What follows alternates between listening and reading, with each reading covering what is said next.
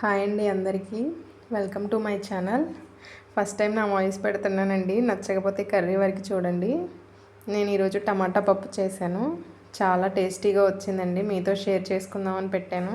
ముందుగా గంట సేపు నానబెట్టుకున్న కందిపప్పును తీసుకొని కుక్కర్లోకి వేసుకుందామండి. దానికి 2 కప్స్ వాటర్ యాడ్ చేయాలి. యాడ్ చేసిన తర్వాత ఒక ఉల్లిపాయ, 2 ఎండుమిరపకాయలు, అలాగే 2 టమాటాలు వేసుకోవాలి. అందులో పసుపు, కారము, ఉప్పు మొత్తం వేసి దాన్ని బాగా మిక్స్ చేయాలండి. ఉప్పు కారం కూడా దీంట్లోనే వేస్తే చాలా బాగుంటుందండి. కొంచెం ఆయిల్ యాడ్ చేస్తే బాగుంటుంది. ఆయిల్ కూడా యాడ్ చేసేసాను నేను.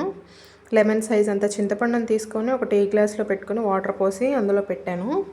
కుక్కర్ మూతకి రబ్బర్ ఉంటుంది కదా, అది గట్టిగా పెట్టి బాగా ఫిక్స్ చేయండి. చాలా జాగ్రత్తగా పెట్టాలి. అంతలోకి మనము తాలింపు పెట్టుకుందాము. 1 టేబుల్ స్పూన్ ఆయిల్ వేసుకొని అందులో తిరగమాత గింజలు, 4 ఎండుమిరపకాయలు, 2 చిన్నులపాయలు దంచి బాగా వేస్తే చిన్నులపాయ ఫ్లేవర్ బాగుంటుందండి.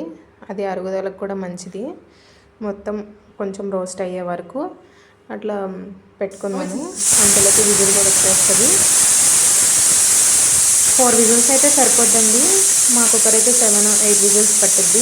కుక్కర్ మూత తీసేటప్పుడు మాత్రం చాలా జాగ్రత్తగా తీయాలండి. ఎయిర్ మొత్తం పోయిన తర్వాత మాత్రమే తీయాలి.